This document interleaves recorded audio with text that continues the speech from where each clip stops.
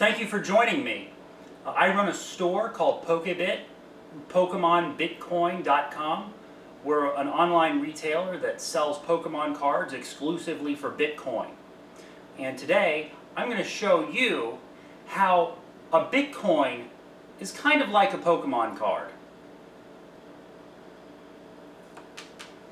So here we've got a Pikachu card, and we've also got a Charmander card. I'm using these to demonstrate the point I'm trying to make here.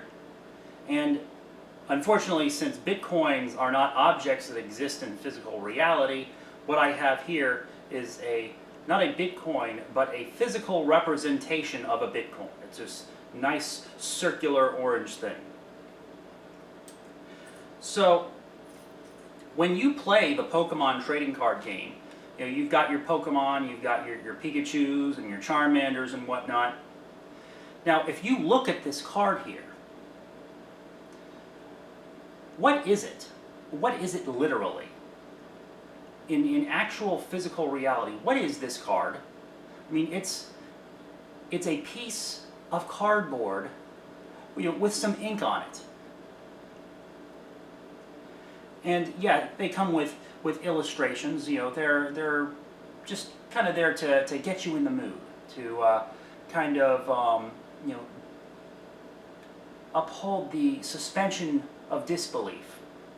So when you play a Pokemon card, and let's say that you've got your Pikachu and your Charmander, and they're doing battle here, and you've got your Pikachu does 10 damage to the Charmander here. So you and your opponent, you're sitting down and you're doing your battle, and you say, Pikachu, you know, do 10 damage to the Charmander, Charmander does damage to Pikachu, etc. Now, do you actually think that there exists a Charmander and a Pikachu that are doing damage? Of course not. You've just got pieces of cardboard with ink on them. They're just representations.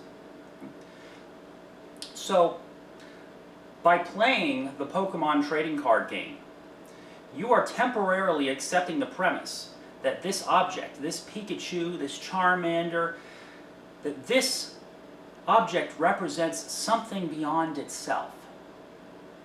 You temporarily accept the premise that this Charmander is doing battle with this Pikachu. And it's just like chess.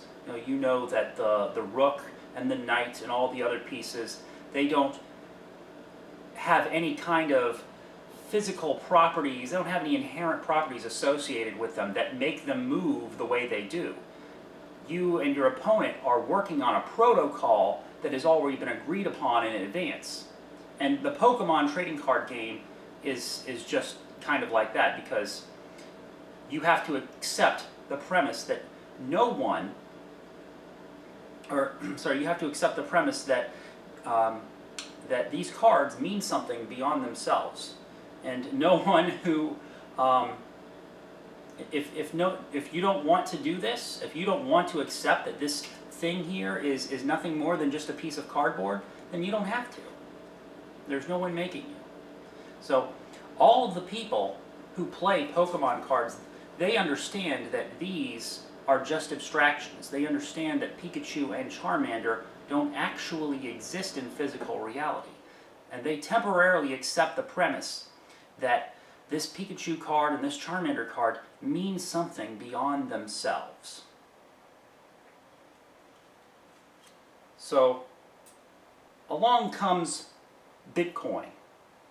Now, Bitcoin, all the Bitcoin users accept that Bitcoin is not something that exists in physical reality. In fact, I'm just using, a physical object to represent a Bitcoin because it's not an object that exists in physical reality. But when you and someone else do commerce with a Bitcoin,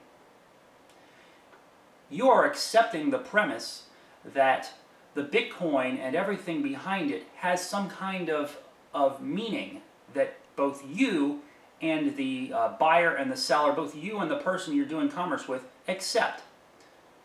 If you're sending Bitcoin and someone else is receiving Bitcoin, both you the sender, and the receiver accept the premise that this Bitcoin means something. And Bitcoin is no different from any other currency. Bitcoin only has value because people perceive it to have value.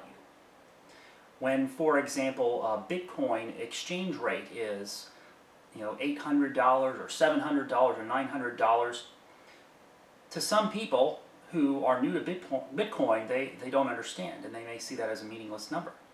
But what the number represents is, that the Bitcoin's utility, what people are willing to, pay for it, to exchange their dollars for Bitcoin, because they accept that Bitcoin has usefulness. And no one's making us use Bitcoin. There's nobody. Everyone who participates in Bitcoin is participating in, the economy voluntarily. There's no one who can force you to use Bitcoin, in much the same way that anyone who plays a Pokemon card game is a willing participant. There's no one who can make you use these Pikachu and these Charmander to do battle. That's something that you decide on yourself. You decide that this piece of cardboard, this abstraction called Pikachu and Charmander, are things that you temporarily accept the premise of. And Bitcoin is very similar. You and the people you do business with understand that even though Bitcoins do not exist in physical reality, they have meaning, they have value. And everyone participating is participating voluntarily. It's a system of mutual consent. So, I hope that I've explained thoroughly why I think that these Pokemon cards and these Bitcoin are very similar. You can see more Pokemon Bitcoin related content just by going to our website, PokemonBitcoin.com. Thanks for watching.